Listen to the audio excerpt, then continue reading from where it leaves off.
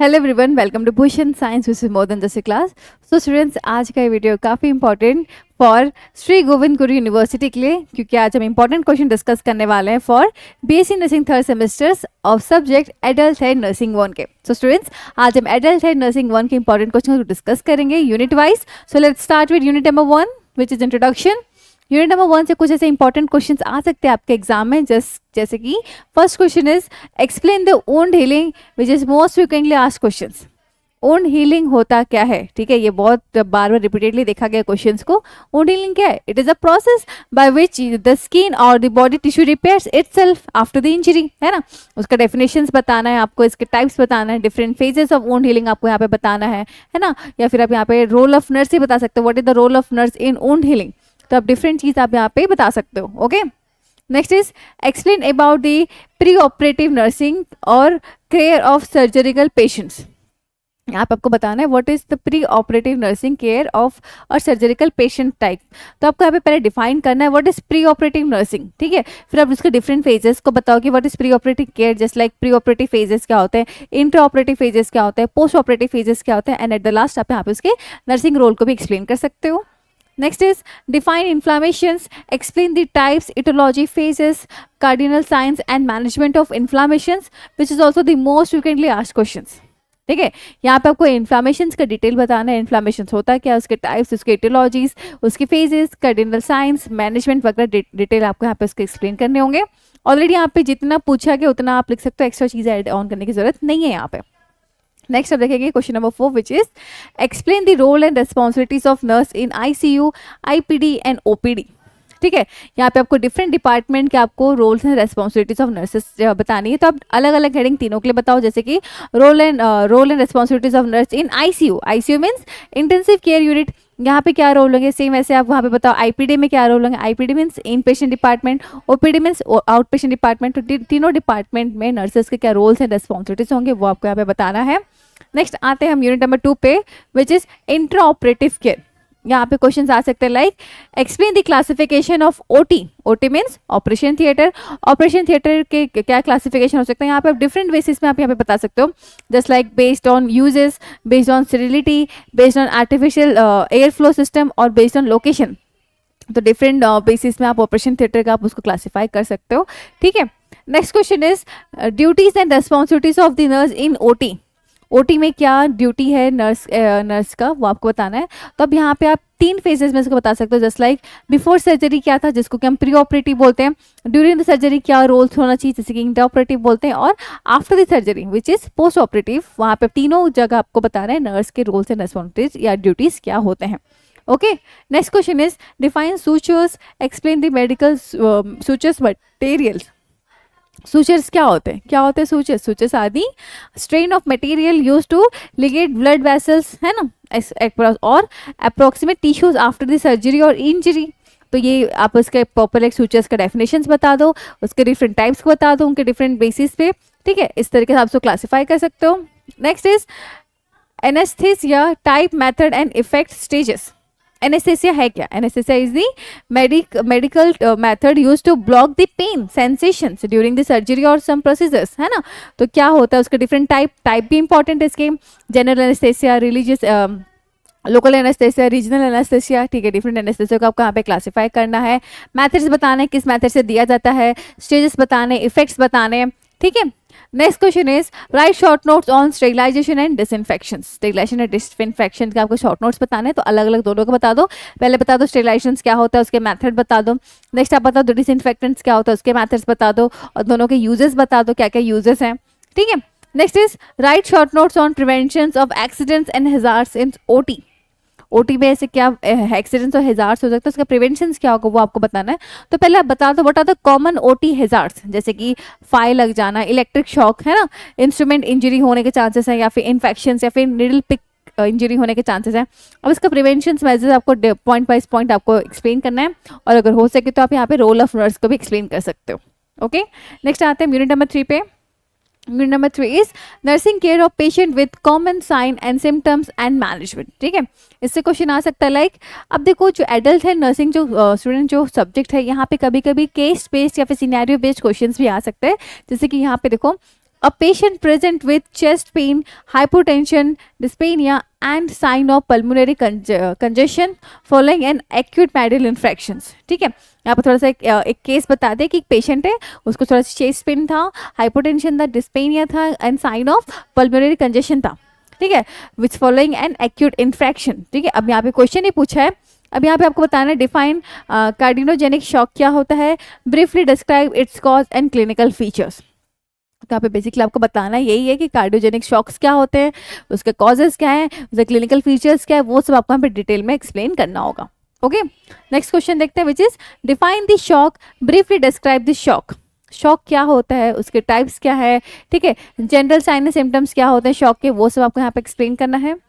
Next question is define pain, explain type and pathophysiology of pain, describe the pain scale and management of pain. ठीक है, pen एक important question है. ठीक है, pen क्या होता है, pain is an unpleasant sensory and emotional experience, है ना, जो कि आपकी टिश्यू डैमेज से हमको जो फील होता है.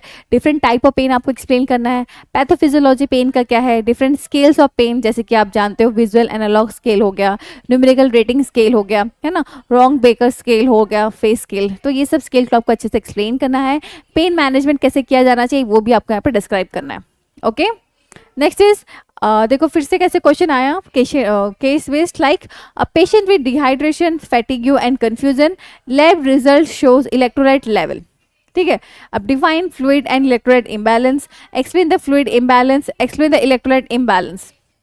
तो यहाँ पे यही चीज़ है. क्वेश्चन क्या है, एक केस ऐसा है कि एक पेशेंट है जिसको डिहाइड्रेशन हो गया, फैटिग्यू हो गया, कंफ्यूजन हो गया. अब लैब रिजल्ट में शो किया कि इलेक्ट्रोलाइट लेवल थोड़ा सा अप डाउन है. ठीक है, तो यहाँ पे आपको क्या होता है डिफाइन करना, आपको फ्लूइड और इलेक्ट्रोलाइट इम्बैलेंस क्या होता है वो बताना है. ठीक है, फ्लूइड इम्बैलेंस मतलब क्या हो सकता है, जैसे कि डिक्रीज इन फ्लूइड वॉल्यूम हो जाना, या फिर इंक्रीज इन फ्लूइड वॉल्यूम हो जाना, फिर डिहाइड्रेशन हो जाना. ठीक है, इसके कॉजेज क्या हो सकते हैं, क्या होगा causes, vomiting, diarrhoea, burning, haemorrhage, है ना, ये सब हो सकता है. साइन एंड सिम्टम्स क्या होंगे, एवरीथिंग आपको डिटेल यहाँ पे बताना है. फिर लिखा है एक्सप्लेन द इलेक्ट्रोलाइट इम्बैलेंस. अब इलेक्ट्रोलाइट इम्बैलेंस मतलब अब आप स्पेसिफिक इलेक्ट्रोलाइट के इम्बैलेंस के बारे में बताओगे, जैसे कि सोडियम इज एन इलेक्ट्रोलाइट, है ना. अगर सोडियम अगर ज़्यादा होगा, जिसको हम बोलेंगे हाइपरनेट्रीमिया, अगर वो ज़्यादा होगा तो क्या फील होगा, जैसे कि थर्स्टी, ड्राई म्यूकस, रेस्टलेसनेस. और अगर हमारे बॉडी पे सोडियम कम होगा तो क्या होगा, जिसको हम बोलते हैं हाइपोनेट्रियम, जिसमें हेडेक होगा, कंफ्यूजन होगा, सीजर्स होगा. तो ऐसे ही आपको हर एक इलेक्ट्रोलाइट जैसे कि सोडियम, पोटेशियम, कैल्शियम, मैग्नीशियम सबका एक डिटेल बताना है. अगर ज़्यादा हुआ तो क्या होगा और कम होगा तो क्या होगा. ठीक है, फिर इसके आप नर्सिंग मैनेजमेंट भी आप इसकी बता सकते हो. Okay, let's come to next unit. Next unit is number 4, which is nursing management of patient with respiratory problems. ठीक है, इससे क्वेश्चन पूछ सकता है like write short notes on pulmonary embolism. ठीक है, एम्बोलिज्म्स क्या होता है, पल्मोनरी एम्बोलिज्म्स क्या होता है वो बताना है, उसे कॉजेज बताना है, sign and symptoms, nursing management, pathophysiologist, ठीक है, इटोलॉजी वगैरह एवरीथिंग डिटेल बताना है. ठीक है, next is write short notes on lung abscesses. Lungs abscesses क्या होता है, it is a localise collection of पस with in the lungs tissues, है ना, जैसे कि इन्फेक्शन होता है. अब उसके मेन कॉज बताओ, सिम्टम्स बताओ, नर्सिंग मैनेजमेंट बताओ. ठीक है, पैथोफिजियोलॉजी भी बता सकते हो, इसमें आप डिटेल आपको यहाँ पे एक्सप्लेन करना है. Next is write short notes on pleural effusions. Pleural effusions क्या होते हैं, उसके definitions, type, symptoms, nursing management. ठीक है, पैथोफिजियोलॉजी पर डिटेल में आपको बताना है यहाँ पे. Next is briefly discuss about the pneumonia. Same देखो जहाँ पे डिजीज आ रहा है आपको डिटेल आपके उसके definitions, type, aetiology, symptoms, diagnosis, उसके पैथोफिजियोलॉजिस्ट, उसके मैनेजमेंट वगैरह, मैनेजमेंट फिर आप उसके फार्माकोलॉजिकल, नॉन फार्माकोलॉजिकल, सर्जरिकल अगर है तो सब आपको डिटेल में आप एक्सप्लेन करना है. ठीक है, अब देखो नर्सिंग जो आपका एडल्ट है, नर्सिंग जो सब्जेक्ट है आपको पता है किस वे में आपको लिखना है. अगर आप सीक्वेंस से लिख रहे हो आंसर को then it is good, but अगर आपको नहीं पता किस तरह से लिखना है तो आपका आंसर लिखने का तरीका गलत है तो मार्क्स भी कम मिलेंगे आपको. मेक श्योर कि जो आपका एनसीपी है, एनसीपी आपको 5 मार्क के क्वेश्चन या फिर शॉर्ट नोट्स में आपको 3 एनसीपीज बताने हैं. और अगर 10 मार्क का 10 से 15 मार्क के क्वेश्चन अगर आ रहे हैं या कोई डिजीज अगर 10 से 15 मार्क में अंदर में आ रहा है तो मेक श्योर स्टूडेंट्स कि आप एनसीपी 5 एनसीपीज बताएं आप उस पर. ओके, तो ये चीज़ आप ध्यान रखना. Next is define tuberculosis, discuss aetiology, risk factor, pathophysiology and clinical manifestations. देखो यहाँ पे ऑलरेडी पूछा है स्पेसिफिक, तो वैसे ही आपको बताना ट्यूबरक्लोसिस क्या होता है। एक क्या, it is the infection which is cause by the Mycobacterium tuberculosis, है ना। तो जो आपके लंग्स को इफेक्ट करता है, उसकी एटियोलॉजी बताओ, कॉज क्या है, रिस्क क्या हो सकता है, उसका पैथोफिजियोलॉजी किस तरीके से ये करता है, clinical manifestations, nursing management, detail आपको यहाँ पे एक्सप्लेन करना है। Okay, next is right a short notes on COPD. COPD means chronic obstructive pulmonary disease, जिसको क्या हम बोलते हैं, सेम डिजीज है, तो आपको डिटेल हर चीज़ एक्सप्लेन करना है आपको यहाँ पे, हर एक चीज़, डेफिनेशंस हो गया, उसके टाइप, अगर टाइप, कॉज, सिम्टम्स, उसके डायग्नोसिस, उसके pathophysiologist, clinical manifestations, nursing management, detail आपको यहाँ पे एक्सप्लेन करने होंगे। ओके, नेक्स्ट आते हैं यूनिट नंबर 5 पे, which is nursing management of patient with disorder of digestive system. ठीक है, इसमें से क्वेश्चन पूछ सकते हैं like write short notes on pancreatitis. ठीक है, सेम चीज़, ये भी डिजीज कंडीशन है, तो आपको पता है कैसे करना है, आपको डिटेल में हर चीज़ बताना है यहाँ पे भी। ठीक है, next is explain briefly explain liver cirrhosis. ठीक है, और क्या क्वेश्चन है, briefly discuss about the hernia. और क्या क्वेश्चन है, define liver cirrhosis, explain it's type, aetiology, pathophysiology, discuss the clinical manifestation, diagnostic, evaluation, management and complications of liver cirrhosis. देखो ये देखो, जितने यहाँ पे हेडिंग आपको दिख रहे हैं ना, यही हेडिंग ही आपको कंप्लीट करना है इन लॉन्ग क्वेश्चंस और एवरी क्वेश्चन। यहाँ पे सीक्वेंसली बताया है कि ये आपको बताना है, तो यही चीज़ आपके पूरे हेडिंग, जितने भी डिजीज कंडीशन, आपको ये सब चीज़ आपको बतानी ही है। बस आप एनसीपीस में शॉर्ट कर सकते हो, अगर 5 मार्क का है तो आप 3 एनसीपीस लिखो, अगर 10 मार्क का तो आपको 5 एनसीपीस लिखने हैं। ओके, बाकी आपको ये सारे हेडिंग को कवर अप करना है in every disease. Next question is write short notes on appendicitis. Appendicitis क्या होता है, डिटेल उसका आपको एक्सप्लेन करना है क्या होता है, फिर आप उसके टाइप्स बताओ, उसके अगर कॉज क्या है, उसके साइन एंड सिम्टम्स क्या है, ठीक है, उसका मैनेजमेंट वगैरह डिटेल एक्सप्लेन करना है। Next is define gallstones, discuss its type, etiology, risk factors, pathophysiology, explain the clinical features, diagnostic evaluations, management and complications of gallstone. Detail हम बोलेंगे इसको, detail explain about the gallstone. gallstones क्या होते हैं, These are the hardest deposition that form in the gall bladder, जिसको कि gallstone बोला जाएगा। इसके भी टाइप्स होते हैं, इटोलॉजी, सेम चीज इतना पूछा, आपको डिटेल यहाँ पे उसके एक्सप्लेन करने होंगे। ओके, नेक्स्ट आते हैं यूनिट नंबर 6 पे, which is nursing management of patient with cardiovascular problems. ठीक है, इससे क्वेश्चन आ सकते हैं like write short notes on angina pectoris. Angina pectoris क्या है, it is the chest pain due to what, due to the reduce blood flow to the heart muscles. ठीक है, सेम आपको भी इसके पूरे डिटेल्स, आपको वही सारे हेडिंग्स को कवर अप करना है। Next is give note on congestive heart failure, जिसको कि हम CHF भी बोलते हैं ना।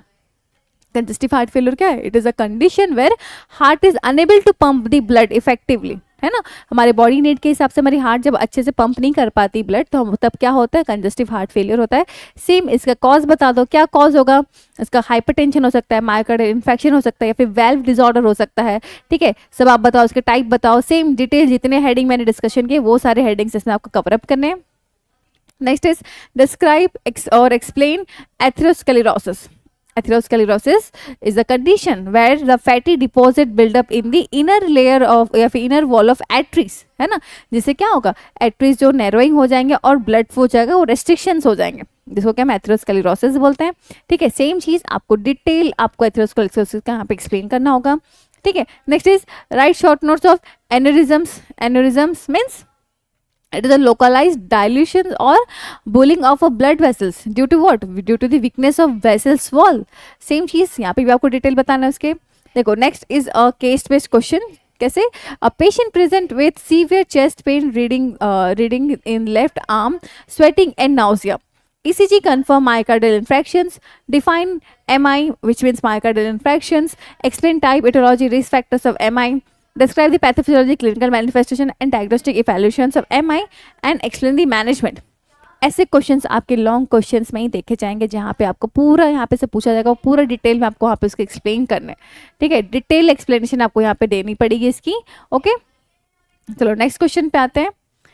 Explain aetiology, types, pathophysiology, clinical manifestation, diagnosis, evaluation and management of heart failure. अब पे आपको हार्ट फेलियर के बारे में डिटेल बताना है कि हार्ट फेलियर होता क्या है। पहले डिफाइन कर, तो भले डिफाइन नहीं पूछे, बट आप थोड़ा सा डिफाइन करना कि क्या होता है हार्ट फेलियर, फिर आप उसके डिटेल जितना पूछा आपको आप उसके एक्सप्लेनेशन देनी पड़ेगी। ओके, नेक्स्ट आते हैं हम यूनिट नंबर 7 पे, which is nursing management of patient with disorder of blood. ठीक है, इससे क्वेश्चन आ सकता है like write short notes on iron deficiency anaemia. Iron deficiency anaemia क्यों होता है? Due to the body is lack of enough amount of iron to produce, है ना, कि हमारी एडिक्वेट, मतलब हमको जितना चाहिए हमको उतना आयरन नहीं मिलता, तब क्या कॉज होता है? आयरन डेफिशिएंसी एनीमिया कॉज होता है। सेम आप इसके कॉजेज सब डिटेल आप यहाँ पे एक्सप्लेन कर सकते हो। Next is write short notes on thalassaemia.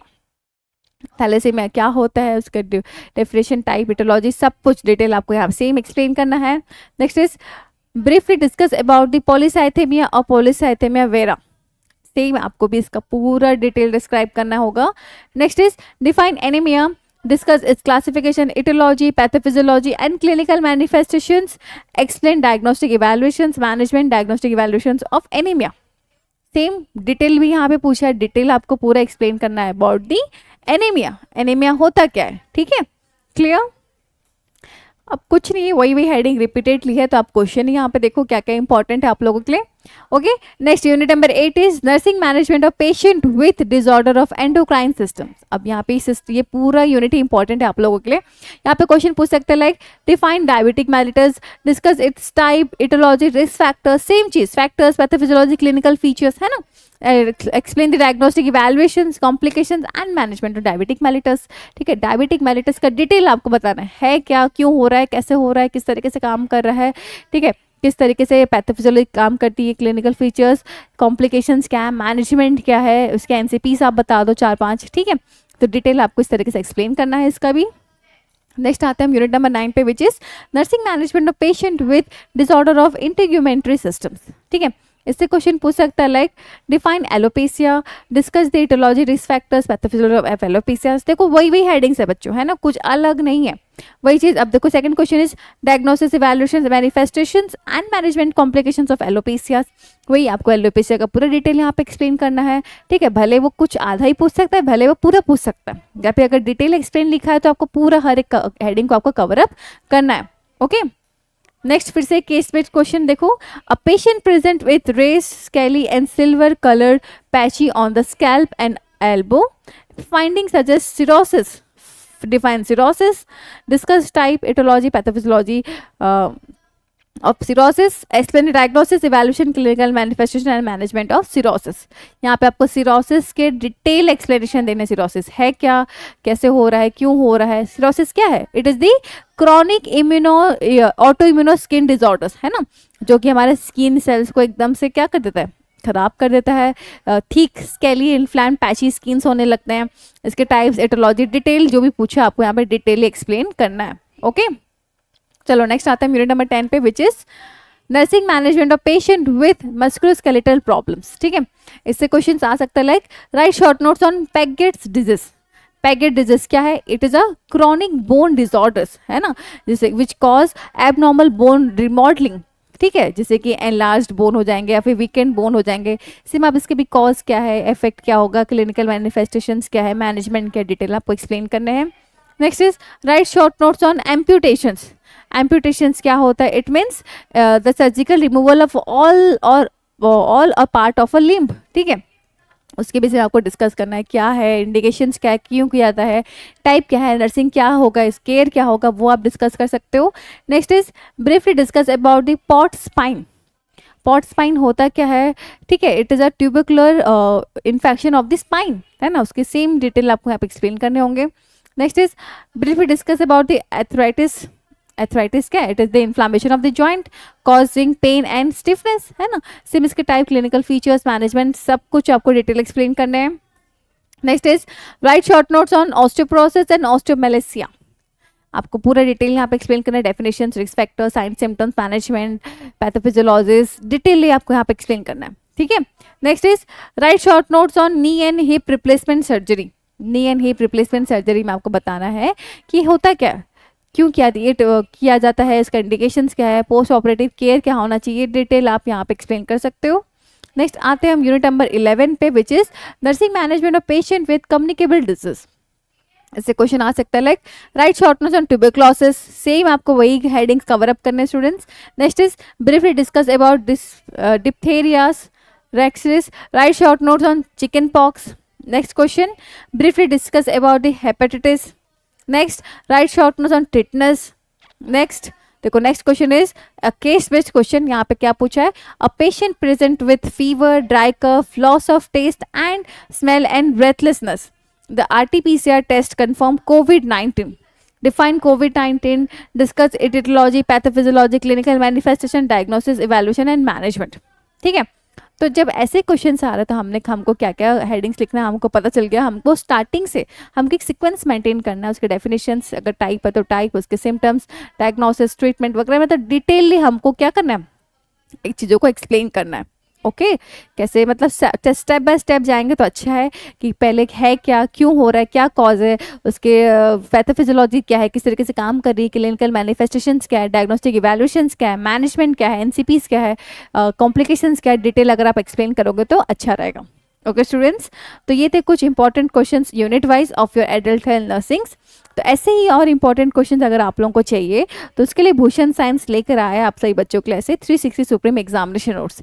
इस बुक में आपको मिलेंगे सारे सब्जेक्ट्स, जो आपके थर्ड सेमेस्टर के सारे सब्जेक्ट्स हैं, उसके important questions unit wise with solutions. यहाँ पे आपको पता चलेगा कि कौन से मार्क के क्वेश्चन आपको किस तरीके से आंसर लिखना है with point wise point. Exam में इंपॉर्टेंट होता है एग्जाम किस तरीके से हम लिख रहे हैं.